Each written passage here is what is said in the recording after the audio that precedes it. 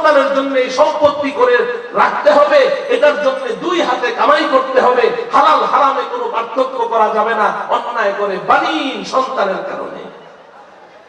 ওয়াল কানাতিরিল মুকান্তারা, সম্পদের লোভে পড়ে, মিনাজ যাহাব ওয়াল ফিদ্দা, স্বর্ণ রূপা, গাড়ি, পশু, বাগান বাড়ি, পদমর্যাদা, পদের লোভ, সবকিছু এগুলো সব আল্লাহই সৃষ্টি করেছেন। হে যুবক, আল্লাহ বলছেন তুমি তোমার যৌবনকাল যখন এসেছে, গুনাহের প্রতি তোমার প্রচন্ড আকর্ষণ বেড়ে গেছে এবং গুনাহ করার শক্তি আমি আল্লাহ তোমাকে দিয়েছি। গুনাহ করতে হলে কি কি উপকরণের দরকার সব তোমার সামনে আছে। এখন গুনাহ করতে তোমার কোনো বাধা নেই, পাপ করতে কোনো বাধা নেই। আরে আমরা যখন ছোট ছিলাম তখন তো আমরা কোনো একটা গুনাহ করতে চাইলে হাজার রকমের বাধা ছিল। বাবাকে ভয় পেতাম বাঘের মতো, মাকে ভয় পেতাম, বড় ভাইকে ভয় পেতাম, চাচা জেঠাদেরকে ভয় পেতাম, উস্তাদদেরকে ভয় করতাম, এমনকি যে কোনো মানুষ দেখে ফেলবে লজ্জা পেতাম। ও আমার প্রিয় ভাইয়েরা, এখন কোনো ভয় নেই। কোনো যুবক তার বাবাকে ভয় পায় না, মাকে ভয় পায় না, উস্তাদকে ভয় পায় না, মুরব্বীদেরকে ভয় পায় না, চাচা জেঠাদেরকে ভয় পায় না। দেমকে আর চোখের সামনে দিয়ে মুরব্বীরা হেঁটে যায়, উস্তাদ হেঁটে যায়, মা বাবা হেঁটে যায়, একটু দেখেও না কে যাচ্ছে, ওর গুনাহের মধ্যেই ডুবে আছে, কোনো বাধা নেই। এখন কাউকেই তারা কেয়ার করে না, কোনো বাধা নেই। হে যুবক, এই অবস্থাতে তুমি যদি গুনাহ থেকে বাঁচতে চাও, তুমি যদি পাপ থেকে বাঁচতে চাও, তুমি যদি তোমার চরিত্রটাকে স্বচ্ছ পরিচ্ছন্ন কাচের মতো ঝকঝকে রাখতে চাও, তাহলে একমাত্র একটাই পথ আছে, সেটা হলো তোমার অন্তরে আল্লাহর ভয় থাকতে হবে। আল্লাহর ভয় থাকতে হবে। যেই যুবকের অন্তরে আল্লাহর ভয় আছে, যেই যুবকের অন্তরে শুধু এতটুকু বিশ্বাস আছে, আমি যেখানে আল্লাহু আল্লাহ রাব্বি, আল্লাহু আল্লাহ, আল্লাহু আল্লাহ রাব্বি, আল্লাহু আল্লাহ। একতা যুব সমাজের উদ্যোগে আয়োজিত অধ্যকার ষষ্ঠ ওয়াজ মাহফিলের সম্মানিত সভাপতি হযরত উলামায়ে কেরাম, আইম্মায়ে মাসাজিদ, খুতাবায়ে ইযম, আজিজ তালেবানে উলুমে নবুয়ত, সামনে উপবিষ্ট আমার অত্যন্ত শ্রদ্ধাভাজন দ্বীনদার, পরহেজগার, আল্লাহ প্রেমিক, রাসূল প্রেমিক, উলামা প্রেমিক, ধর্মপ্রাণ ভাই ও বন্ধুগণ, পর্দার অন্তরালে আমার মাতৃতুল্য ভগ্নীতুল্য মা ও বোনেরা, আমরা যারা আজকের এই মহতী জলসায় উপস্থিত হয়েছি,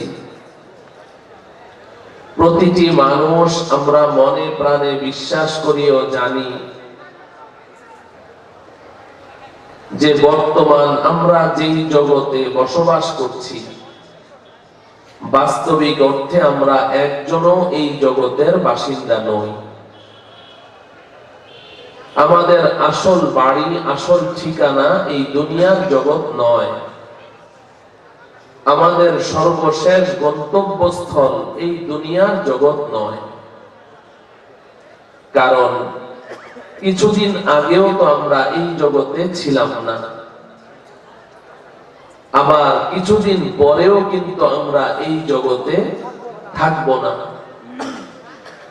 যেহেতু একদিন ছিলাম না, আবার একদিন থাকবো না, অতএব নিশ্চিত করে বলা যায় যে এই দুনিয়ার জগৎ আমাদের আসল ঠিকানা নয়। প্রশ্ন জাগে, যখন আমরা এই দুনিয়ার জগতে ছিলাম না তখন কোথায় ছিলাম? আবার যখন এই দুনিয়ার জগৎ ছেড়ে চলে যাব তখন কোথায় যাব? মাঝে অল্প কিছুদিনের জন্য এই দুনিয়ার জগতে কেনই বা এলাম? আমার প্রিয় ভাইয়া, আমাদের প্রত্যেকের জীবনে এই তিনটি প্রশ্ন মৌলিক প্রশ্ন। প্রতিটি মানুষের জীবনে অত্যন্ত গুরুত্বপূর্ণ এবং মৌলিক প্রশ্ন এই তিনটি। প্রশ্ন হলো, যখন ছিলাম না তখন কোথায় ছিলাম? 2 নম্বর প্রশ্ন হলো, যখন থাকবো না তখন কোথায় যাব? 3 নম্বর প্রশ্ন হলো, মাঝের অল্প কিছুদিনের জন্য এই দুনিয়ার জগতে কেন এলাম? এই উপমহাদেশের শ্রেষ্ঠ ওলিয়ে কামেল, মুজাদ্দিদে মিল্লাত, হাকিমুল উম্মত হযরত মাওলানা শাহ আশরাফ আলী থানভী রাহমাতুল্লাহি আলাইহি বলেন যে আল্লাহ পাকের কোন ঈমানদার বান্দা বান্দি যদি তার জীবনের এই মৌলিক 3টি প্রশ্নের জবাব নিয়ে গভীরভাবে চিন্তা ভাবনা করে এবং এই 3 প্রশ্নের জবাব প্রস্তুত করে হাসরের ময়দানে আল্লাহ পাকের দরবারে হাজিরি দিতে পারে, তো আল্লাহ রাব্বুল আলামিন দয়া করে মায়া করে তার জন্য জান্নাতের ফয়সালা করে দিবেন। অতএব আসুন আমার প্রিয় যুবক ভাইদের আয়োজনে আজকের এই বার্ষিক ওয়াজ মাহফিলে আমরা আমাদের জীবনের এই 3টি মৌলিক প্রশ্নের জবাব নিয়ে কিছু আলোচনা করি। আল্লাহ রাব্বুল আলামিন তিলাওয়াতকৃত আয়াত ও আহাদিসকে সামনে রেখে সংশ্লিষ্ট বিষয়ে 2-4টি কথা, জরুরি কথা, হক কথা, প্রয়োজনীয় কথা ইখলাসের সাথে আমাকে নিবেদন করার তৌফিক দান করুন। আমাদের সকলকে এই কথাগুলো আমলের উদ্দেশ্যে এবং অন্যের কাছে দাওয়াতের উদ্দেশ্যে গভীর মনোযোগ সহকারে শোনার তৌফিক দান করুন। মুহতারাম ভাইও, বিশেষ করে আমার প্রিয় যুবক ভাইয়েরা, যেহেতু আপনাদের আয়োজন, এজন্য আমি বারবার আপনাদেরকেই সম্বোধন করব। আমরা যখন এই দুনিয়ার বুকে ছিলাম না তখন কোথায় ছিলাম? এই প্রশ্নের জবাব হলো যে আল্লাহ রাব্বুল আলামিন সর্বপ্রথম আমাদের রূহ এবং আত্মাগুলোকে সৃষ্টি করেছেন। হযরতে আদম আলাইহিস সালাম থেকে আরম্ভ করে কিয়ামতের পূর্বক্ষণে যেই মানুষটি জন্মগ্রহণ করবে, সমস্ত মানুষের রূহ এবং আত্মাগুলোকে আল্লাহ রাব্বুল আলামিন একসাথে একত্রে সৃষ্টি করেছেন এবং এই রূহ এবং আত্মাগুলোকে একসাথে একত্রে সর্বপ্রথম একটা জগতে আল্লাহ পাক রেখেছিলেন, যেই জগৎটির নাম আলমে আরওয়াহ তথা রূহ জগৎ, আত্মার জগৎ। এই রূহ জগতে, আত্মার জগতে আমাদের প্রত্যেকের রূহগুলো একসাথে ছিল, একত্রে ছিল। আমরা এখানে যারা এই যে একসাথে বসে আছি, শুধু আমরাই নই, আমাদের পূর্বে যারা অতিবাহিত হয়ে গেছেন তারা সবাই, এবং আমাদের পরে যারা পৃথিবীতে আগমন করবেন তারা সবাই, সব আমরা একসাথে একত্রে ওই রূহ জগতের বাসিন্দা ছিলাম। এরপর আল্লাহ রাব্বুল আলামিন যাকে যখন ইচ্ছা হয়েছে ওই রূহ জগৎ থেকে বের করে নিয়ে এসেছেন। বের করে 2 নম্বর আরেকটি জগতে এনে ছেড়ে দিয়েছেন। ওই জগৎটির নাম আলমে আরহাম তথা মাতৃগর্ভ জগৎ। ওটা 2 নম্বর জগৎ। আমি, আপনি, আমরা সবাই ওই মাতৃগর্ভ জগতের বাসিন্দা ছিলাম। তবে অল্প কিছুদিন ছিলাম, 9 মাস, 10 মাস, 11 মাস। এরপর আল্লাহ রাব্বুল আলামিন আমাদেরকে ওই মাতৃগর্ভ জগতেও থাকতে দিলেন না, ওখান থেকেও বের করে নিয়ে আসলেন। ওখান থেকে বের করে আল্লাহ রাব্বুল আলামিন আমাদেরকে 3 নম্বর আরেকটি জগতে এনে ছেড়ে দিলেন। এই 3 নম্বর জগৎটির নাম আলমে দুনিয়া তথা দুনিয়ার জগৎ। বর্তমান আমি, আপনি, আমরা সবাই এই 3 নম্বর জগতে বসবাস করছি। কিন্তু আমার প্রিয় ভাইয়েরা, মুরব্বিয়ানে কেরাম, আমার প্রিয় যুবক ভাইয়েরা, পর্দার অন্তরালের মা ও বোনেরা,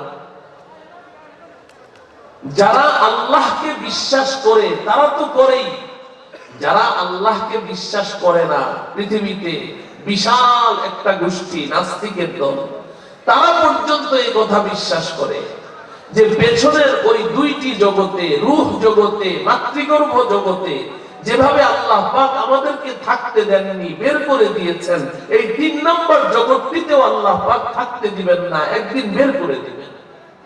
বলেন ঠিক কিনা? নাকি এই জগতে থাকা যাবে?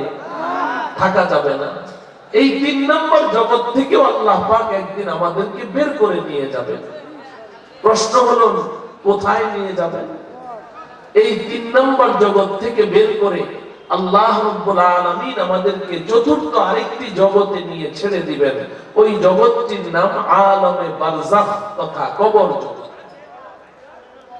এই কবর জগতের বাসিন্দা আমাদের সবাইকে হতে হবে। কবর জগতের বাসিন্দা হওয়া ছাড়া কেউ তার আসল গন্তব্যস্থল, শেষ ঠিকানা পর্যন্ত পৌঁছতে পারবে না। কবর জগৎ হয়েই তাকে যেতে হবে। এই দুনিয়ার জগৎ থেকে আল্লাহ রাব্বুল আলামিন তার একজন প্রিয় বান্দাকে কবর জগৎ ছাড়াই উঠিয়ে নিয়ে আসমানে তুলে দিয়ে গেছেন। তার নাম কি? হযরতে ঈসা আলাইহিস সালাম। দুনিয়ার জগৎ থেকে তো বের করে নিলেন, কিন্তু কবর জগতে নিলেন না, আসমানে তুলে নিয়ে গেলেন। তো আমি একটু আগেই বললাম, কবর জগৎ হওয়া ছাড়া কেউ তার আসল বাড়িতে পৌঁছতে পারবে না, গন্তব্যস্থলে পৌঁছতে পারবে না।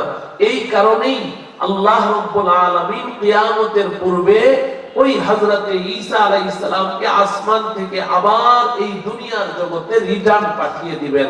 যাও, দুনিয়ার জগতে যাও, ওখান থেকে তোমার স্বাভাবিক মৃত্যু হবে, তুমি কবর জগৎ হয়ে তারপরে আমার কাছে আসবে, তবেই আমি তোমার আসল গন্তব্যস্থল জান্নাতে তোমাকে পৌঁছিয়ে দেব।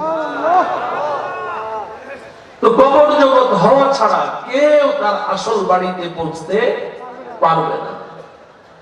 তো কবর জগৎ হচ্ছে 4 নম্বর জগৎ। কিন্তু আমার প্রিয় ভাইরা, এই কবর জগৎই সর্বশেষ ঠিকানা নয়, সেটাই আমাদের শেষ গন্তব্যস্থল নয়। এই কবর জগৎ থেকেও একদিন আল্লাহ পাক আমাকে আপনাকে বের করে দিবেন। বের করে কোথায় নিয়ে যাবেন? কবর জগৎ থেকে বের করে আল্লাহ রাব্বুল আলামিন আমাদেরকে 5 নম্বর আরেকটি জগতে নিয়ে যাবেন। ওই জগৎটির নাম আলামে মাহশার তথা হাসর জগৎ, হাসরের ময়দান। ওটা হবে 5 নম্বর জগৎ। এই হাসরের ময়দানের পরেই আমাদের আসল গন্তব্যস্থল, আসল বাড়ি, আসল ঠিকানা জান্নাত। সুবহানাল্লাহ। আমাদের শেষ গন্তব্যস্থল কোথায়?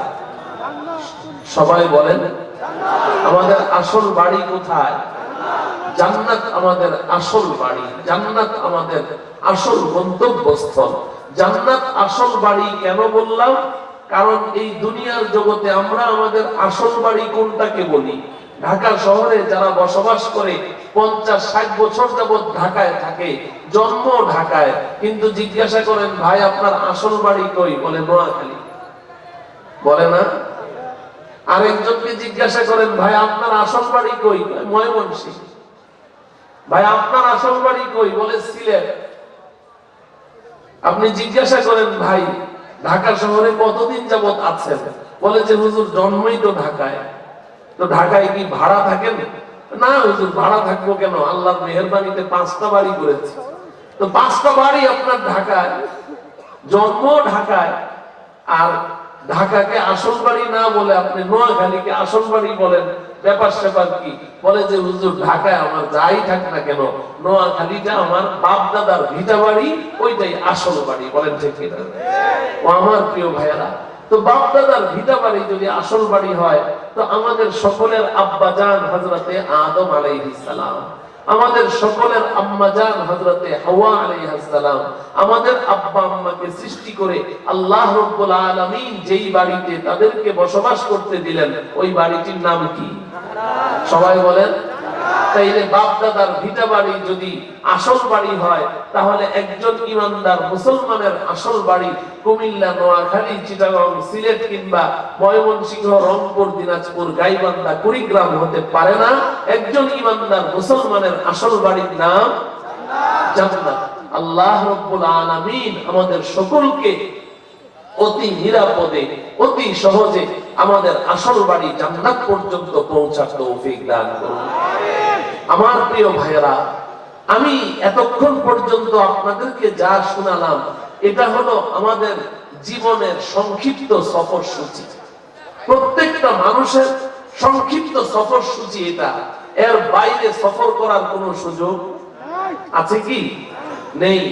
এই যে পাঁচটা জগতের কথা বললাম, আসলে এই পাঁচটা জগৎ হচ্ছে আমাদের জীবনের এই সফরের, লম্বা সফরের পাঁচটা স্টেশন, পাঁচটা প্ল্যাটফর্ম। বলেন ঠিক কিনা? প্রথম স্টেশন ছিল রূহ জগৎ, সেখান থেকে বের হয়ে আসলাম মাতৃগর্ভ জগতে, ওটা ছিল দ্বিতীয় স্টেশন। এখন আমরা পৃথিবীতে যে আছি দুনিয়াতে, এটা 3 নম্বর স্টেশন, 3 নম্বর প্ল্যাটফর্ম। স্টেশনে বসে, প্ল্যাটফর্মে বসে কেউ বাড়ি ঘর নির্মাণ করে না। ওখানে কেউ এটা চিন্তা করে না যে প্ল্যাটফর্মে যেহেতু বসে আছি, জীবনটা এখানেই শেষ করে দেই। এমন কি চিন্তা ভাবনা কেউ করে কি? না। তো আমরা তো এই 3 নম্বর স্টেশনে আছি। 4 নম্বর স্টেশন কবর জগৎ, 5 নম্বর স্টেশন হাসর জগৎ। ওই হাসর জগৎ, ওই স্টেশনটা যদি আমরা পাড়ি দিতে পারি, অর্থাৎ পেছনে 2টা স্টেশন রেখে আসলাম, 3 নম্বর স্টেশনে আছি, সামনের 2টা স্টেশন যদি আমরা সহজে পার হয়ে যেতে পারি, তাহলে ইনশাআল্লাহ আমরা প্রত্যেকেই আমাদের আসল বাড়ি জান্নাতে পৌঁছে যেতে পারবো। আমার প্রিয় ভাইয়েরা, আমি আজকে আপনাদের সম্মুখে ওই যে 5 নম্বর স্টেশনের নাম বললাম, হাসর জগৎ, এই স্টেশনটা সম্পর্কে আমি 2-4টি কথা আপনাদের সম্মুখে নিবেদন করতে চাই। কারণ আজকের এই মাহফিল তো আমার প্রিয় যুবক ভাইদের উদ্যোগে আয়োজন করা হয়েছে। আমি এই জন্য আমার যুবক ভাইদেরকে লক্ষ্য করে 2-4টি কথা বলবো। আল্লাহ রাব্বুল আলামিন আমাদের প্রত্যেকের জন্য এই কথাগুলো উপকারী সাব্যস্ত করেন। সকলেই বলি আমিন। এই যে 5 নম্বর স্টেশনের কথা বললাম, হাসর জগৎ, এই জগৎটা হবে বড় ভয়ানক, বড় বেদনাদায়ক, বড় কষ্টের, বড় যাতনার হবে ওই হাসরের ময়দান। হাসরের ময়দানের বেদনা, যাতনা, কষ্ট, পেরেশানি, এটা যে কত মারাত্মক হবে, পৃথিবীর কোন কবি, সাহিত্যিক কিংবা যত বড় পণ্ডিত হোক, যত বড় আলেম হোক, কারো পক্ষে এটার বর্ণনা দেওয়া সম্ভব নয়। নবীজি সাল্লাল্লাহু আলাইহি ওয়াসাল্লাম হাসরের ময়দানের ভয়াবহতা বুঝাতে গিয়ে আমাদেরকে বারবার সতর্ক করেছেন। একটি হাদিসে নবীজি বলেন যে এই যে আমাদের মাথার উপরে সূর্যটা আমরা দেখতে পাচ্ছি, এই সূর্যটা আমাদের মাথা থেকে কত উপরে আছে জানেন? 9,30,00,000 মাইল উপরে আছে। সুবহানাল্লাহ বলেন। কত মাইল উপরে আছে? 9,30,00,000 মাইল উপরে। একটু কল্পনা করে দেখুন, আমাদের কল্পনা কেউ হার মানিয়ে দিবে। আমাদের কল্পনার মধ্যে এত বড় ধারণ ক্ষমতা নেই এটা বোঝার মতো। 9,30,00,000 মাইল উপরে আছে সূর্যটা। এই সূর্যের তাপ আমাদের বরদাস্ত হয় না, সহ্য হয় না। আমরা এই সূর্যের তাপ সহ্য করতে পারি না। অনেক সময় এই সূর্যের তাপে এতটা অতিষ্ঠ হয়ে যায়, ছায়া তালাশ করি, ছায়াতেও কাজ হয় না, ফ্যানের বাতাসের নিচেও কাজ হয় না, এসির নিচে বসে বসেও ঘামতে থাকি। অনেক মানুষ সূর্যের তাপে বেহুশ হয়ে পড়ে যায়, সহ্য করতে পারে না। এমনকি পৃথিবীর কোন কোন জায়গায় তো সূর্যের তাপ এমনও পড়ে যে সূর্যের তাপে গাড়ির যে লুকিং গ্লাস আছে, ওই গ্লাসগুলো মোমের মতো গলে গলে জমিনে পড়ে যায়। অথচ এই সূর্যটা আছে কত উপরে বলেন? 9,30,00,000 মাইল উপরে। 9,30,00,000 মাইল উপর থেকে সে এত তাপ ছাড়ে যে এই তাপে গাড়ির লুকিং গ্লাস গলে মোমের মতো জমিনে পড়ে যায়, এই সূর্যটাকে আল্লাহ রাব্বুল আলামিন হাসরের ময়দানে হুকুম করবেন, নিচে নেমে আয়। সূর্য কার হুকুমে চলে? আল্লাহ পাক হুকুম করবেন। একদিকে হুকুম তো করবেন, অপরদিকে ফেরেশতাদেরকে নির্দেশ দিবেন। 70,000 ফেরেশতা সূর্যের চারদিকে আংটা লাগিয়ে শিকল দিয়ে এরকম টেনে টেনে সূর্যটাকে নিচের দিকে নামিয়ে আনবে। ও আমার প্রিয় ভাইয়েরা, সূর্যটা দেখতে তো মনে হয় একটা ভাতের থালার মতো, আসলে কি এত ছোট? এত ছোট না, এই পৃথিবীর চেয়ে 13 লক্ষ গুণ বড় এই সূর্যটা। পৃথিবীর চেয়ে 13 লক্ষ গুণ বড়। এই পৃথিবীর সাথে আরো 13 লক্ষটা পৃথিবীকে জোড়া লাগালে যত বিশাল হবে, ওই সূর্যটা এত বড়। হাসরের ময়দান কোথায় হবে জানেন? যেই ময়দানে আপনারা বসে আছেন, এটাই হাসরের ময়দান হবে, অন্য কোনো জগতে নয়। এই পৃথিবীটাই হাসরের ময়দান হবে। আপনি প্রশ্ন করবেন, পৃথিবীর চেয়ে 13 লক্ষ গুণ বড় সূর্য, ওটাকে নামিয়ে আনবে, আর পৃথিবীটা এত ক্ষুদ্র? না, পৃথিবী তখন এত ছোট থাকবে না। হাদিস শরীফের বর্ণনায় এসেছে, ও আমার প্রিয় ভাইয়েরা, রবার যেমন টানলে লম্বা হয়ে যায়, পৃথিবীর চারদিক থেকে ফেরেশতারা আংটা দিয়ে ধরে রবারের মতো পৃথিবীটাকে টেনে লম্বা করে ফেলবে। বিশাল বড় ময়দান হয়ে যাবে এই পৃথিবী। এটাই হবে হাসরের ময়দান। এই ময়দানেই আমরা থাকব। নবীজি সাল্লাল্লাহু আলাইহি ওয়াসাল্লাম ইরশাদ করেন, এই সূর্য নিচে নামতে নামতে নামতে নামতে আমাদের এত নিকটে চলে আসবে, কোন বর্ণনায় বোঝা যায় 1 হাত, আবার কোন কোন বর্ণনায় বোঝা যায় যে সুরমাদানির মধ্যে যে কাঠিটা থাকে, যেই কাঠি দিয়ে আমরা চোখে সুরমা লাগাই, এই কাঠিটা যতটুকু, আমাদের প্রত্যেকের মাথার এত কাছে সূর্যটা চলে আসে। ও আমার প্রিয় ভাইয়েরা, এবার কল্পনা করে দেখুন এই সূর্যের তাপে আমাদের অবস্থা কি হতে পারে। নবীজি সাল্লাল্লাহু আলাইহি ওয়াসাল্লাম ইরশাদ করেন, এই সূর্যের তাপ যখন মাথার উপরে পড়তে থাকবে, তো আমাদের প্রত্যেকটা মানুষের মাথার মগজগুলো উত্রানো ভাতের মতো এইভাবে টকবক করে উত্রাতে থাকবে। শরীর থেকে দুর্গন্ধময় রক্ত, পুজ, ঘাম ঝরতে থাকবে। প্রত্যেকটা বনি আদমের শরীর থেকে রক্ত, পুজ আর ঘাম ঝরতে থাকবে। এই দুর্গন্ধময় পচা গান্ডা রক্ত, পুজ আর ঘাম ঝরতে ঝরতে নিচে এই রক্ত, পুজ আর ঘামের আপনার সাগর হয়ে যাবে। ওই সাগরের মধ্যে গুনাহগার উম্মতগুলো হাবুডুবু খেতে থাকবে। যে যেই পরিমাণ গুনাহ করবে, ওই পরিমাণ গুনাহের ওই সাগরে সে ভাসতে থাকবে। নিচে তো এই রক্ত, পুজ আর সাগর, এই ঘামের সাগর, আর উপরে হচ্ছে সূর্য। মানুষগুলো, গুনাহগারগুলো এর মধ্যে হাবুডুবু খাবে, ডুববে, আর এই পচা গান্দা পুজগুলোকে গিলতে থাকবে আর বমি করতে থাকবে। মাথার উপরে সূর্য থাকবে। এই ভয়াবহ পরিস্থিতি কতদিন পর্যন্ত প্রলম্বিত হবে, কত দীর্ঘ হবে, পৃথিবীর কেউ বলতে পারে না। আল্লাহ রাব্বুল আলামিন কোরআনে কারীমে আমাদেরকে কিঞ্চিত ইশারা করেছেন, 50,000 সানাতিন মিম্মা তাউদ্দুন। এই দুনিয়ার মানুষ, এই হাসরের ময়দানের এই পরিস্থিতিটা কত দীর্ঘ হবে জানো? এই দুনিয়ার জগতে তোমরা যে বছরের হিসাব করো, 1 বছর, 2 বছর, 100 বছর, 200 বছর, 1000 বছর, 2000 বছর বলতে থাকো, এইভাবে এই দুনিয়ার জগতের 50,000 বছর যত দীর্ঘ হবে, হাসরের ময়দানের মাত্র একটি দিন এত দীর্ঘ। হাসরের ময়দানের একটা দিন এত লম্বা হবে, এই দুনিয়ার জগতের 50,000 বছর যত লম্বা।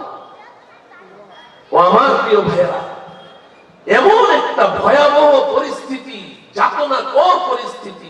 নবীজি সাল্লাল্লাহু আলাইহি ওয়াসাল্লাম একটি হাদিসে একদিন নবীজি বলছেন যে হাসরের ময়দানে নারী পুরুষ সব একসাথে থাকবে, কারো শরীরে কোনো কাপড় চোপড় থাকবে না, নাউজুবিল্লাহ বলেন।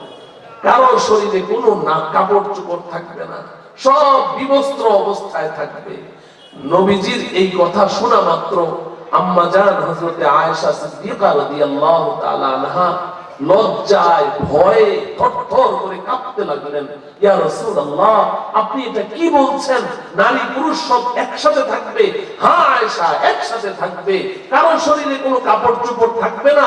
না আয়েশা, কারো শরীরে কোনো কাপড় চোপড় থাকবে না। ইয়া রাসূলুল্লাহ, তাইলে একজন আরেকজনকে দেখে ফেলবে না? নবীজি বলেন, না রে আয়েশা, না।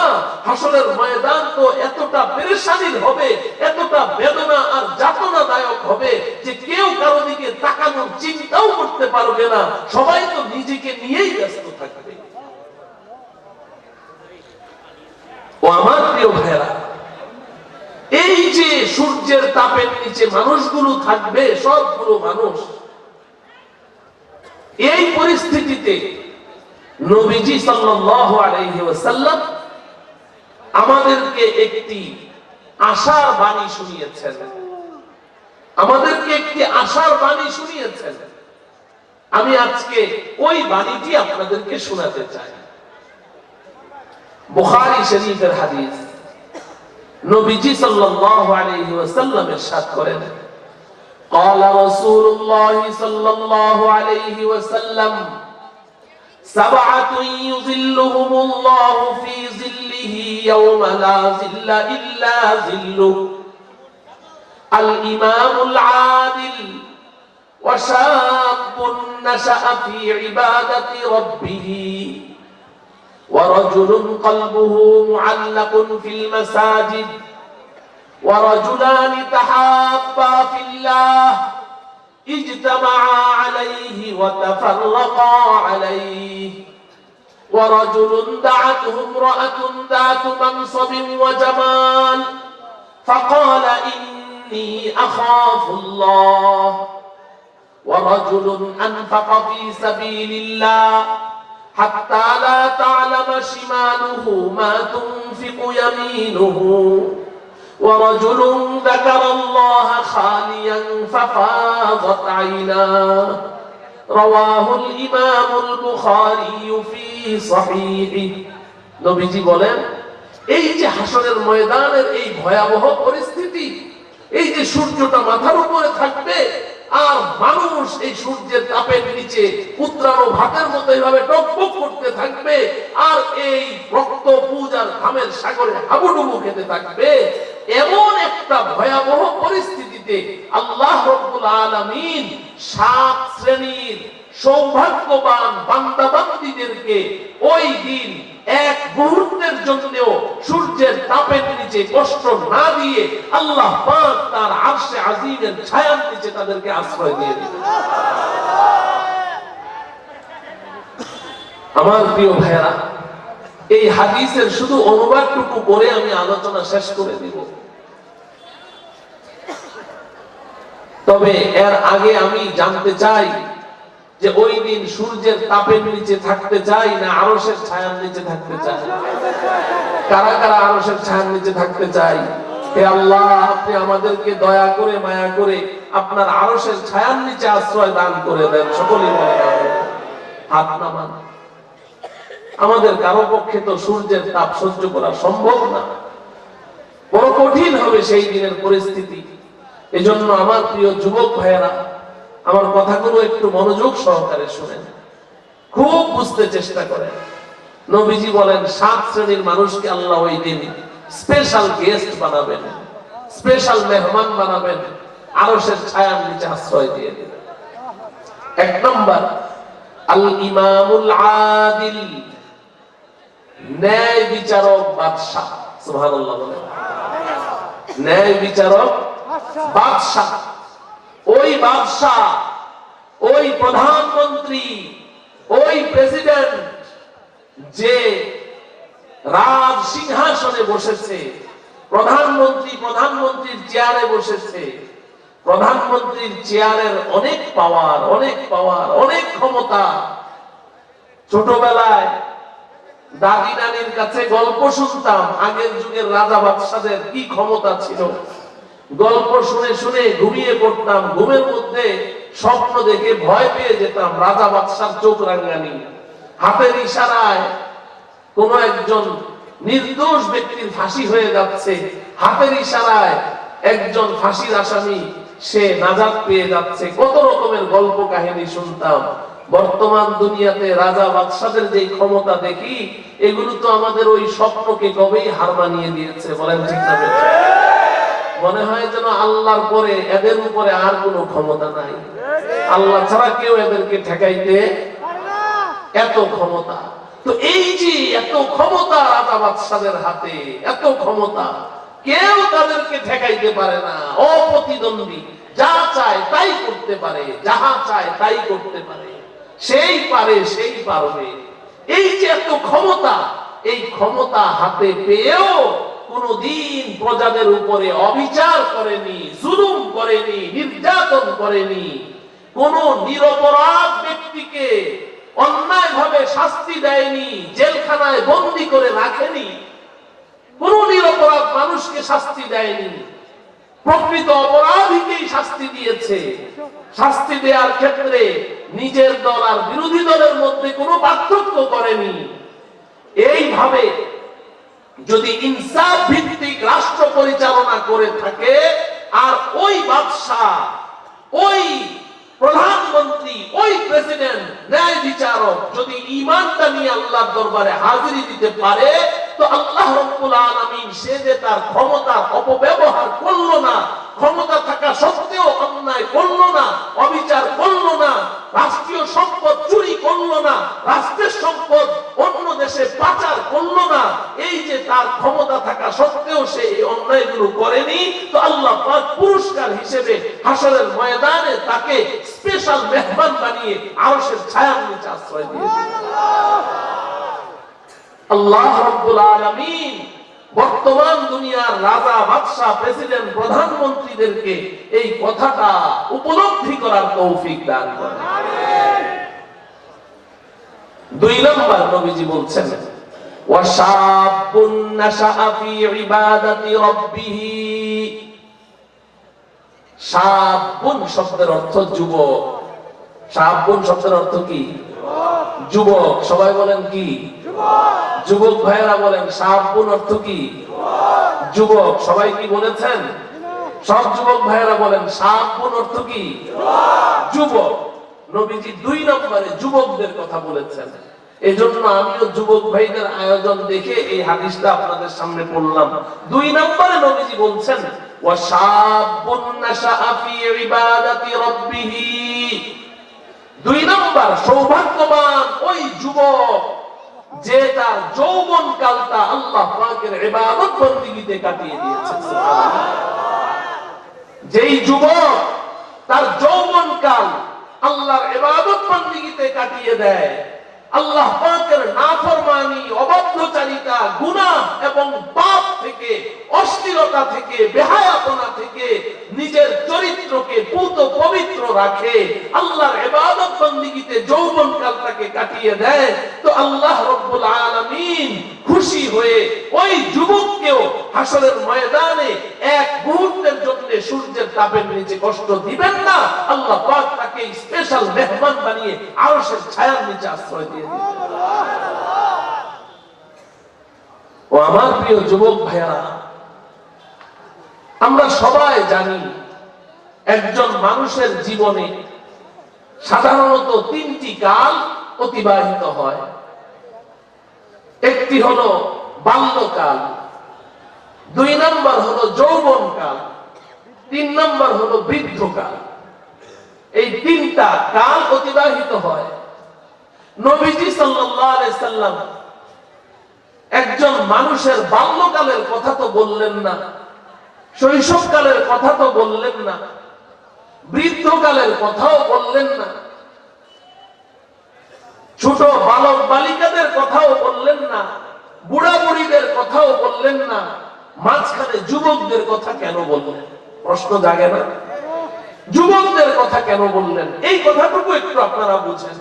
আমি এই কথাটুকুই আপনাদেরকে বোঝাতে চাই। যুবকদের কথা কেন বললেন? আমার প্রিয় ভাইয়ারা, এই কারণে বলেছেন যে একটা মানুষ যখন শৈশবকালে থাকে, বাল্যকালে থাকে, শৈশবকাল, বাল্যকাল এটা খেলাধুলার বয়স। খেলাধুলা করতে করতে ওই কালটা কেটে যায়। শৈশবকালে একটা বাচ্চা গুনাহের স্বাদ বুঝে না, গুনাহের মজা বুঝে না, কোন গুনার মধ্যে কি মজা, কোন গুনার মধ্যে কি স্বাদ, এটা শৈশবকাল বাল্যকালে বুঝার ক্ষমতা নাই। খেলাধুলা করতে করতেই কেটে যায়। আর বৃদ্ধকাল, সেখানে যারা বুড়ো হয়ে যায়, বৃদ্ধকালে তো গুনার মজা বুঝে কিন্তু করার ক্ষমতা থাকে না। গুনার মজা বুঝে কিন্তু করার কি থাকে না, ক্ষমতা থাকে না। গুনার প্রতি আকর্ষণ থাকে না, শরীর দুর্বল হয়ে যায়, গুনাহের প্রতি চাহিদা কমে আসে, লুজ হয়ে যায়। গুনার মজা সে সব বুঝে, যেহেতু যৌবনকাল পাড়ি দিয়ে এসেছে, কিন্তু করার ক্ষমতা থাকে না। মাঝখানে রয়ে গেল যৌবনকাল। এই যৌবনকালটা আমার প্রিয় ভাইয়েরা, মায়েরা, বোনেরা, আমাদের জীবনের সবচেয়ে কঠিন পরীক্ষার মুহূর্ত হলো যৌবনকাল। ওটাই হচ্ছে ফাইনাল এক্সামের সময়। ওই এক্সাম, ওই পরীক্ষাটাই হচ্ছে আমার জীবনের চূড়ান্ত সিদ্ধান্ত গ্রহণ করে নেওয়া হবে যৌবনকালটাকে আমি কোথায় কাটিয়েছি। কেন? কারণ এই যৌবনকালে আল্লাহ রাব্বুল আলামিন গুনাহের প্রতি, পাপের প্রতি, অন্যায়ের প্রতি প্রচন্ড রকমের আকর্ষণ আমার শরীরের মধ্যে আল্লাহ সৃষ্টি করেছেন। গুনাহ করার অদম্য ক্ষমতা আল্লাহ আমাকে দিয়েছেন। এই যৌবনকালেই গুনাহ করার সর্বোচ্চ ক্ষমতাও আমার আছে। গুনাহের প্রতি সর্বোচ্চ চাহিদা এবং আকর্ষণও আমার মধ্যে আছে। এবং একটা গুনাহ আর পাপ করতে হলে কি কি উপকরণের প্রয়োজন, কি কি জিনিসের প্রয়োজন, সেই উপকরণগুলো আল্লাহ আমার সামনে সাজিয়ে রেখেছেন। গুনাহের আসবাব, উপকরণগুলো কে সৃষ্টি করেছে? কথা বলে না, কে সৃষ্টি করেছে? আল্লাহ সৃষ্টি করেছেন। কোরআনে কারীমে আল্লাহ পাক বলেন, যুয়িনা লিন-নাসি হুব্বুশ শাহওয়াত মিনান নিসাই ওয়াল বানিনা ওয়াল কানাতিরিল মুকানতারাতি মিনাল যাহাবি ওয়াল ফিদ্দাতি ওয়াল খাইলিল মুসাওওয়ামাতি মিনাল আনআমি ওয়াল হারস। আল্লাহ পাক বলেন যে মানুষের জন্য যুয়িনা লিন-নাসি হুব্বুশ শাহওয়াত, মানুষের কুকামনা, বাসনা, কুপ্রবৃত্তি চরিতার্থ করার জন্য, একজন মানুষ তার কুকামনা বাসনা পূর্ণ করার জন্য কি কি আসবাব, উপকরণের প্রয়োজন, আল্লাহ পাক ওই জিনিসগুলো দিয়েই দুনিয়াটাকে সাজিয়ে রেখেছে। সূরা আলে ইমরানে আল্লাহ পাক বলছেন, হে যুবক, তুমি কি গুনাহ করতে চাও? সমস্ত গুনাহের আসবাব, উপকরণ আল্লাহ পাক পৃথিবীতে সৃষ্টি করেছেন। এক নম্বর উপকরণের কথাই আল্লাহ বলছেন মিনান নিসা, নারী। নারী গুনাহের এক নম্বর উপকরণের কথা আল্লাহ বলেছেন নারী। একজন যুবক তার জীবনের সর্বোচ্চ পদস্খলন ঘটে নারীর মাধ্যমে। আল্লাহ পাক প্রথমেই নারী বলেছেন মিনান নিসা ওয়াল বানিন। একজন মানুষ অন্যায় করে নিজের সন্তানকে খুশি করার জন্য, নিজের সন্তানের ক্যারিয়ার ডেভেলপ করার জন্য, সন্তানের জন্য আমার বাড়ি গাড়ি বিশাল ইমারত নির্মাণ করে রাখতে হবে, সন্তানের জন্য এই সম্পত্তি করে রাখতে হবে, এটার জন্য দুই হাতে কামাই করতে হবে, হালাল হারামে কোনো পার্থক্য করা যাবে না, অন্যায় করে বানিন সন্তানের কারণে। ওয়াল কানাতিরিল মুকানতারা, সম্পদের লোভে পড়ে, মিনাল যাহাব ওয়াল ফিদ্দা, স্বর্ণ রূপা, গাড়ি, পশু, বাগান বাড়ি, পদমর্যাদা, পদের লোভ, সবকিছু এগুলো সব আল্লাহ সৃষ্টি করেছেন। হে যুবক, আল্লাহ বলছেন তুমি তোমার যৌবনকাল যখন এসেছে, গুনাহের প্রতি তোমার প্রচন্ড আকর্ষণ বেড়ে গেছে এবং গুনাহ করার শক্তি আমি আল্লাহ তোমাকে দিয়েছি। গুনাহ করতে হলে কি কি উপকরণের দরকার সব তোমার সামনে আছে। এখন গুনাহ করতে তোমার কোনো বাধা নেই, পাপ করতে কোনো বাধা নেই। আরে আমরা যখন ছোট ছিলাম তখন তো আমরা কোনো একটা গুনাহ করতে চাইলে হাজার রকমের বাধা ছিল। বাবাকে ভয় পেতাম বাঘের মতো, মাকে ভয় পেতাম, বড় ভাইকে ভয় পেতাম, চাচা জেঠাদেরকে ভয় পেতাম, উস্তাদদেরকে ভয় করতাম, এমনকি যে কোনো মানুষ দেখে ফেলতে লজ্জা পেতাম। ও আমার প্রিয় ভাইয়েরা, এখন কোনো ভয় নেই। কোন যুবক তার বাবাকে ভয় পায় না, মাকে ভয় পায় না, উস্তাদকে ভয় পায় না, মুরব্বীদেরকে ভয় পায় না, চাচা জেঠাদেরকে ভয় পায় না। দেন কি আর চোখের সামনে দিয়ে মুরব্বীরা হেঁটে যায়, উস্তাদ হেঁটে যায়, মা বাবা হেঁটে যায়, একটু দেখেও না কে যাচ্ছে, ওর গুনাহের মধ্যেই ডুবে আছে। কোনো বাধা নেই, এখন কাউকেই তারা কেয়ার করে না, কোনো বাধা নেই। হে যুবক, এই অবস্থাতে তুমি যদি গুনাহ থেকে বাঁচতে চাও, তুমি যদি পাপ থেকে বাঁচতে চাও, তুমি যদি তোমার চরিত্রটাকে স্বচ্ছ পরিচ্ছন্ন কাচের মতো ঝকঝকে রাখতে চাও, তাহলে একমাত্র একটাই পথ আছে, সেটা হলো তোমার অন্তরে আল্লাহর ভয় থাকতে হবে। আল্লাহর ভয় থাকতে হবে। যেই যুবকের অন্তরে আল্লাহর ভয় আছে, যেই যুবকের অন্তরে শুধু এতটুকু বিশ্বাস আছে, আমি যেখানেই যাই আল্লাহ আমার দিকে তাকিয়ে আছেন, যেখানেই যাই আল্লাহ আমাকে দেখতে পাচ্ছেন, আল্লাহ চোখের আড়াল হওয়ার কোনো সুযোগ আমার নেই, এই আল্লাহর ভয় একমাত্র তোমাকে গুনাহ থেকে বাঁচাতে পারে। কোন বাহিনী, কোন আর্মি, কোন পুলিশ, কোন র্যাব, কোন বিজিবি, কোন বাহিনী তোমাকে ঠেকাতে পারবে না। ও আমার প্রিয় ভাইয়েরা, ছোটবেলায় আমরা বাহিনী বলতে তিন বাহিনী বুঝতাম, আর্মি, পুলিশ আর বিডিআর। এখন কি বাহিনী তিনের মধ্যে সীমাবদ্ধ আছে না আরো কমেছে না বেড়েছে? কি পরিমাণ বাহিনী যে আছে এখন একজনের পক্ষে মুখস্থ বলাও সম্ভব নয়, ঠিক না বেঠে? তো ছোটবেলায় তো দেখেছি তিনটা বাহিনী, এখন তো বাহিনী হয়ে গেছে 30-এর উপরে। তাহলে পাপ, অন্যায়, গুনাহ এগুলো দিন দিন কমছে না আরো বাড়ছে? বোঝা গেল কোন বাহিনীর পক্ষে যুবকদেরকে পাপ থেকে ঠেকানো সম্ভব নয়। বর্তমান সরকার যখন শুরুতে ক্ষমতায় আসে, তো ওই সময় যুবকরা, বখাটে যুবকেরা রাস্তায় ইফটিজিং করে, মেয়েদেরকে দেখলে উত্তেক্ত করে। এটার জন্য মোবাইল কোর্ট বসিয়েছিল, মোবাইল কোর্ট, মোবাইল আদালত। যেই যুবক রাস্তায় অপরাধ করবে ওকে রাস্তায় বিচার করা হবে, জেলখানা পর্যন্ত নেওয়া লাগবে না। কিন্তু ইফটিজিং দিন দিন কমে গেছে না আরো বেড়েছে? বোঝা গেল কোন বাহিনী কোন যুবককে ঠেকাতে পারবে না। একজন যুবক যদি গুনাহ থেকে বাঁচতে চায়, একমাত্র আল্লাহর ভয় তাকে ঠেকাতে পারে। তো তুমি তোমার এই যৌবনকালে গুনাহের যে তোমার ক্ষমতা, যে ক্ষমতা, দুর্বার ক্ষমতা, দুর্বার ক্ষমতা, এই ক্ষমতা থাকা সত্ত্বেও, গুনাহের উপকরণ থাকা সত্ত্বেও, আরে ছোটবেলায় একটা যদি ছেলে, আমরা যখন ছোট ছিলাম শুনেছি যে সিনেমা হল আছে, টেলিভিশন আছে, আলহামদুলিল্লাহ আল্লাহ আমাদেরকে হেফাজত করেছেন। যেহেতু দাদার গোষ্ঠী, নানার গোষ্ঠী সব আলেম, আমরা আলহামদুলিল্লাহ এগুলো থেকে পবিত্র ছিলাম। কিন্তু জানতাম যে সিনেমা বলতে একটা কিছু আছে, টেলিভিশন বলতে একটা কিছু আছে। একটা যুবক যদি সিনেমা দেখতে চায়, তাহলে 2 মাস আগে থেকে তাকে পরিকল্পনা করতে হয়, পয়সা জমাইতে হবে, মার থেকে পয়সা চুরি করতে হবে, বাবার পকেট থেকে পয়সা চুরি করতে হবে। এরপরে আবার যেই জেলায় বসবাস করে ওই জেলায় হয়তো সিনেমা হল নাই, আরেক জেলায় গিয়ে সিনেমা হল দেখে আসতে হবে। কত পরিকল্পনা করে 2 মাস 3 মাস পরে যদি একটা সিনেমা দেখা তার পক্ষে সম্ভব হতো। আর এখন ওই সিনেমা তো দূরের কথা, সিনেমা থেকে তো আরো সিনেমাকে আরো লক্ষ মাইল পিছনে ফেলে দিয়েছে। এখন যুবকদের হাতে হাতে, পকেটে পকেটে সব ধরনের অশ্লীলতার বেহায়াপনা ঢুকে গেছে। এখন গুনাহ করতে আর কোথাও যেতে হয় না, এখন রুমের মধ্যে বসেই গুনাহ করা যায়, বাথরুমে বসেই গুনাহ করা যায়, এমনকি মসজিদে বসেও গুনাহ করা যায়। সব উপকরণ সামনে উপস্থিত। এই মুহূর্তে তুমি যুবক যদি নিজেকে বাঁচাতে চাও, আল্লাহর ভয় তোমাকে ঠেকাতে পারবে। তুমি যে আল্লাহর ভয়ে ভীত সন্ত্রস্ত হয়ে, তোমাকে তো কেউ ঠেকাইতে পারলো না, আল্লাহর ভয় তোমাকে ঠেকিয়েছে। আল্লাহ এতটা খুশি হবেন, তুমি যদি আল্লাহর ভয়ে তোমার যৌবনকে পবিত্র রেখেছো, তো হাসরের ময়দানে আল্লাহ পাক তোমাকে সূর্যের তাপে জ্বলতে দিবেন না, তোমাকে সোজা আরশের ছায়ার নিচে আশ্রয় দিয়ে দিবেন।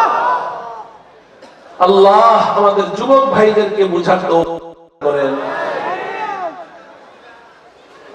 যখন এই কথাগুলো আমরা শুনি, তো ইবলিস শয়তান আমাদেরকে ওয়াসওয়াসা দেয়, ইবলিস শয়তান আমাদেরকে বুঝায় যে আরে এমন কথা তো বলবে, হুজুরদের কাজই তো হলো এইসব কথা বলা, তুই এক কান দিয়ে শুনবি আর এক কান দিয়ে বের করে দিবি।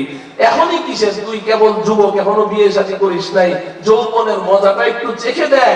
যখন বুড়া হবি তখন নামাজ ধরবি, যখন বুড়া হবি তখন দাড়ি রাখবি, যখন বুড়া হবি তখন পর্দা পশিটা করবি, যখন বুড়া হবি তখন হালাল ইনকামের চিন্তা করবি। বুড়া হইলে বুজুর্গ হয়ে যাস, এখন যৌবনকাল, এখন কিসের এই সমস্ত ইবাদত বন্দেগী? শয়তান এই ধোঁকা দেয় কি দেয় না?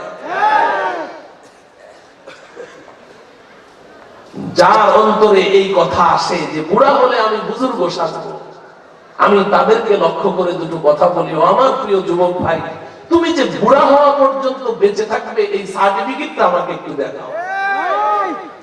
কে তোমাকে এই সার্টিফিকেট দিয়েছে যে তুমি বুড়া হওয়া পর্যন্ত বেঁচে থাকবে? কে তোমাকে সার্টিফিকেট দিল যে আগামীকাল সকাল পর্যন্ত তুমি বেঁচে থাকবে? কোন সার্টিফিকেট আছে কি? তাহলে কেন তুমি আগামী দিনের অপেক্ষায় বসে আছো? আর 2 নাম্বার, যদি তুমি বলো যে আমি বুড়া হলে বুজুর্গ হয়ে যাব, তো একজন কবি তোমাকে নিয়ে বড় উপহাস করেছেন। একজন কবি বড় উপহাস করেছেন। কবি বলেন, দর জওয়ানি তওবা করদান শিবায়ে পয়গম্বরি, দর জওয়ানি তওবা করদান শিবায়ে পয়গম্বরি, वक्त पीरी गर्गे जालिम मीशावद परहेजगार, वक्त पीरी गर्गे जालिम मीशावद परहेजगार।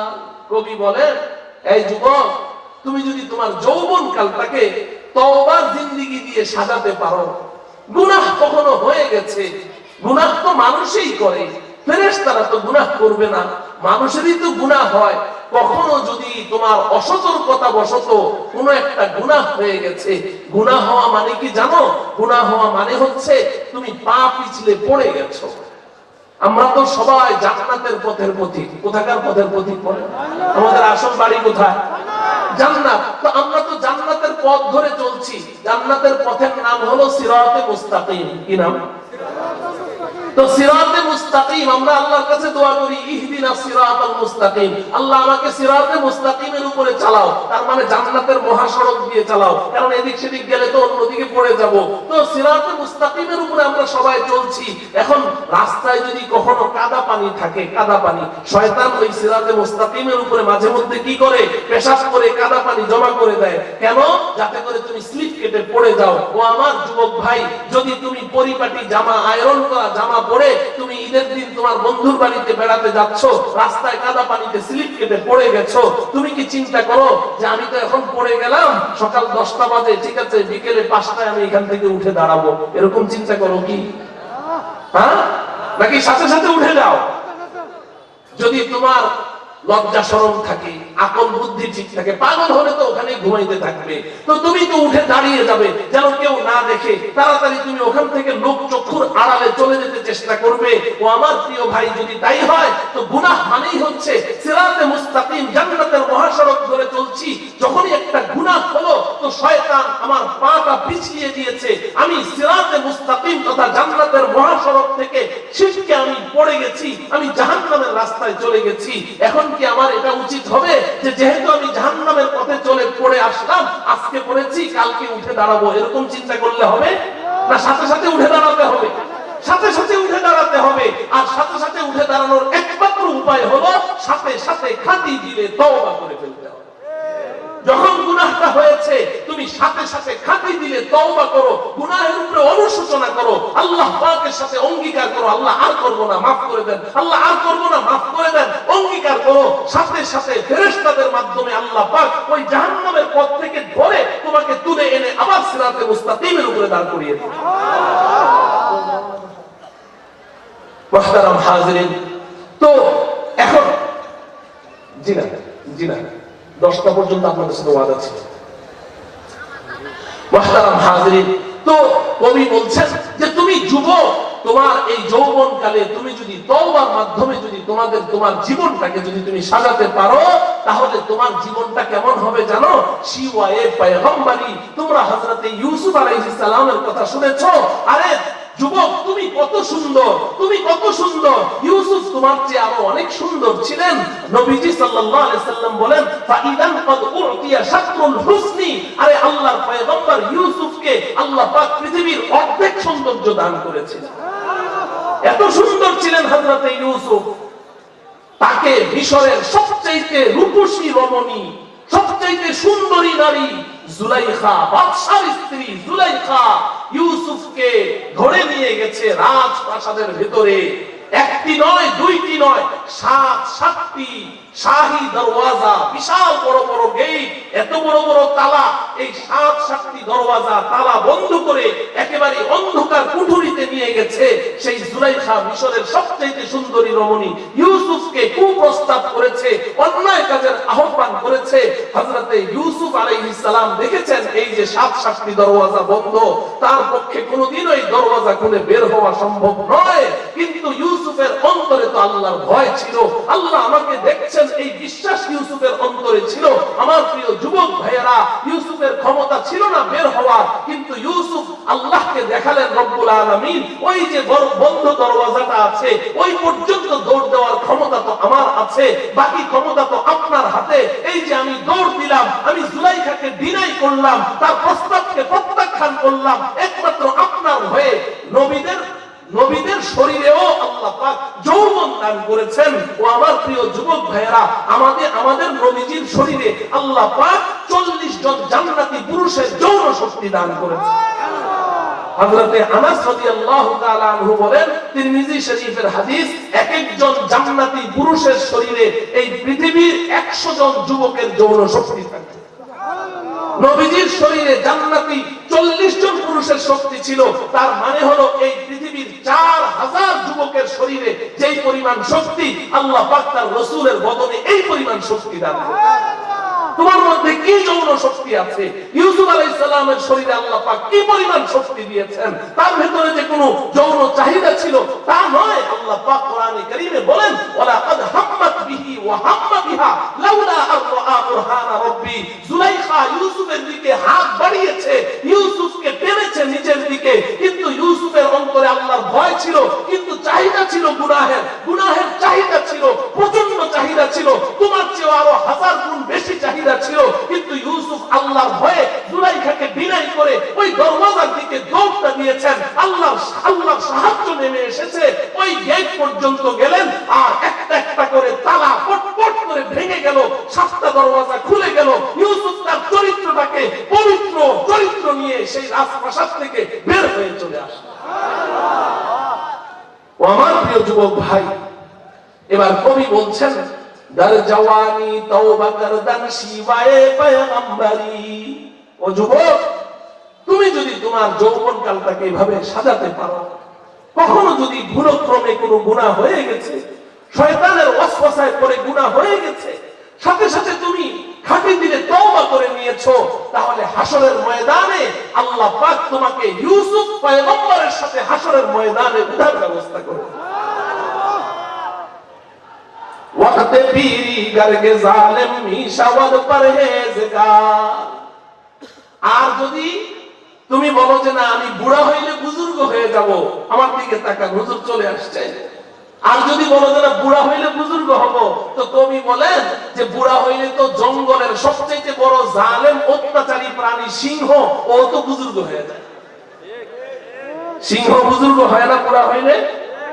সিংহ তো এত বড় জালেম, সামনে যাকে পায় তাকে থাবা মারে, যেই প্রাণী যায় ওটাকেই থাবা মারে, কাউকে ছাড় দেয় না। কিন্তু এখন বুড়া হয়ে গেছে, এখন থাবা মারবে তো দূরের কথা, চলতেই পারে না, দাঁড়াইলেই হাঁটু কাঁপে, চোখে সর্ষে ফুল দেখে। এখন সিংহ মামা চুপচাপ বসে আছে, আর খরগোশটা সামনে দিয়ে নাচে গায় আর দৌড়ায়, কারণ খরগোশ জানে যে বস এখন আর ধরতে পারবে না। এখন খরগোশ কি সুন্দর কোমর দুলিয়ে নাচে আর হাঁটে, পিছন থেকে শিয়াল এসে বলে যে মামা কত বড় আপনার সামনে দিয়ে এভাবে নাচে গায়, মারেন একটা থাবা। সিংহ বলে যে ভাগিনা জানিস না আমি বুজুর্গ হয়ে গেছি।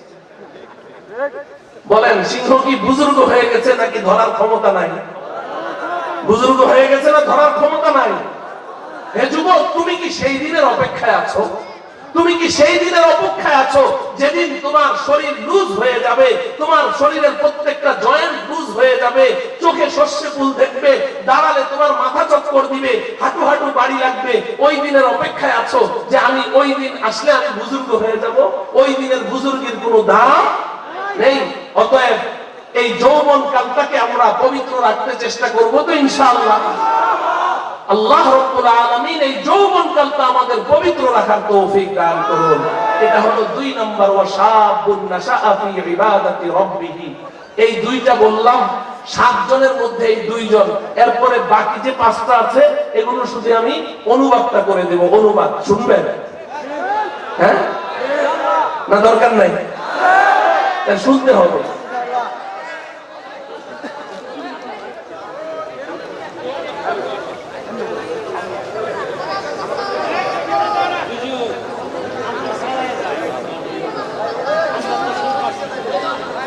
আমার দিকে না তাকায় থাকলে আমি কথা বলতে পারি। হ্যাঁ, তাকায় থাকতে হবে। হুজুর তো আপনাদেরকে বয়ান করবেন না, নাকি চলে যাবে? বয়ান করবে তো? হ্যাঁ, হুজুর বয়ান করবে। হুজুর বয়ান করার জন্য আসছেন। হ্যাঁ, আর 2 মিনিট, ঠিক আছে? 3 নাম্বার হলো ওয়ারাজুলুন কলবুহু মুআল্লাকুন ফিল মাসাজিদ। ওই সৌভাগ্যবান ব্যক্তি যার অন্তরটা সব সময় মসজিদের সাথে লেগে থাকে। সুবহানাল্লাহ। অন্তরটা সব সময় মসজিদের সাথে ঝুলে থাকে। অর্থাৎ যতই ব্যস্ত হোক না কেন, ডাক্তার, ইঞ্জিনিয়ার, প্রফেসর, পাইলট, রিকশাওয়ালা, ভ্যানওয়ালা, শ্রমিক, মজদুর, দিনমজুর, যে যেই কাজে থাক, এক নামাজ পড়ে এসে কাজে লেগেছে, কানটা খাড়া, পরের নামাজের আজান কখন হয়, বাস এই কানটা খাড়া করে রাখবে আর কলবটাকে মসজিদের সাথে ঝুলিয়ে রাখবে। এতটুকু কাজ আমরা করতে পারবো না? যুবক ভাইয়েরা খেলাধুলা করেন, যাই করেন, কানটা খাড়া রাখবেন, আজানটা শোনা মাত্রই সবকিছু রেখে সোজা মসজিদে দৌড়ে যাব। পারবো তো ইনশাআল্লাহ? মাসাজুকুই ওয়ারাজুলুন কলবুহু মুআল্লাকুন ফিল মাসাজিদ, যার দিলটা সব সময় মসজিদের সাথে ঝুলে থাকে। 4 নাম্বার ওয়ারাজুলানি তাহাব্বা ফিল্লাহ ইজতামা আলাইহি ওয়া তাফাররাকা আলাইহি। 2 ব্যক্তি একজন আরেকজনকে ভালোবাসে আল্লাহকে খুশি করার জন্য। কাকে খুশি করার জন্য? ভালোবাসে কাকে খুশি করার জন্য? এখন যেই ভালোবাসার মধ্যে আল্লাহর সন্তুষ্টি আছে, ওই ভালোবাসা আমাকে আরশের ছায়ার নিচে আশ্রয় দিবে। আর যেই ভালোবাসার মধ্যে আল্লাহর সন্তুষ্টি নাই, ওই ভালোবাসা আমাকে কোথায় নিয়ে যাবে? সবাই বলতে হবে, কোথায় নিয়ে যাবে? সবাই বলেন, নাকি জান্নাতে নিয়ে যাবে?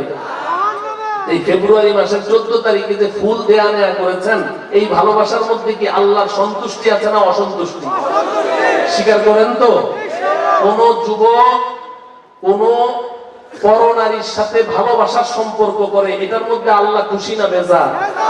হযরত থানভী রাহমাতুল্লাহ আলাইহি বলেছেন, আল্লাহ পাক যদি কোন যুবককে বা কোন যুবতীকে তার রহমত থেকে দূরে ছিটকে ফেলে দিতে চান, তো তাদের মধ্যে অবৈধ ভালোবাসা সৃষ্টি করে দেন। অতএব তুমি যদি কোনো নারীর প্রেমে পড়েছো, বা কোনো বোন যদি তুমি তোমার কোনো যুবকের প্রেমে পড়েছো, তুমি নিশ্চিত থাকো আল্লাহ পাক তোমাকে তার রহমত থেকে লক্ষ যোজন দূরে ছিটকে ফেলে দিয়েছেন। সাথে সাথে তওবা করো, না হলে কিন্তু তোমার নসিব খারাপ আছে। কথা বুঝে আসলো? তাহলে ভালোবাসবো কাকে খুশি করার জন্য? এখন কাকে ভালোবাসলে আল্লাহ খুশি হয় এটা আপনাদেরকে বুঝাইতে হবে না।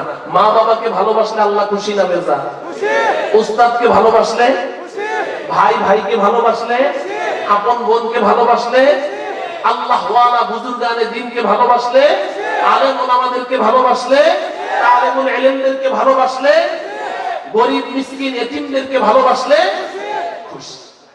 যাকে ভালোবাসলে আল্লাহ খুশি, আমি তাকে ভালোবাসবো।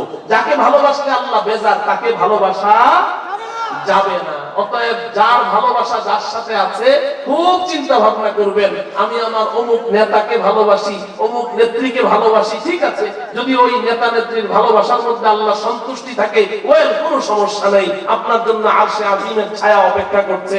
আর যদি মনে করেন যে না, এই ভালোবাসার মধ্যে আল্লাহ সন্তুষ্টি নাই, তাহলে কোথায় যাওয়া লাগবে? এখন আওয়াজ ছোট হয়ে গেছে, কোথায় যাওয়া লাগবে? মনে থাকবে তো? এটা হলো 4 নাম্বার। 5 নাম্বার ওয়ারাজুলুন দাআতহু ইমরাআতুন যাতু মানসাবিন ওয়া জামাল ফাকালা ইন্নী আখাফুল্লাহ। আবারো নবীজি যুবকের কথা বলছেন, হে যুবক, তোমাকে কোন একজন সুন্দরী রূপসী বংশীয় নারী তোমাকে আহ্বান করেছে, তুমি সাথে সাথে তাকে বিদায় করে বলো, হে হতভাগিনী, রে হতভাগিনী, রে পোড়া কপালিনী, আমি আল্লাহকে ভয় করি। ইন্নী আখাফুল্লাহ। এক মুহূর্ত দাঁত কামড়ে সংযমের সাথে ধৈর্য ধারণ করে ওই আরশের ছায়ার কথা চিন্তা করে তুমি নিজেকে সংযত রাখো, খালি তাকে বিনয় করে দাও, সাথে সাথে তোমার জন্য আল্লাহ পাক আরশের ছায়ার ফয়সালা করে দেন।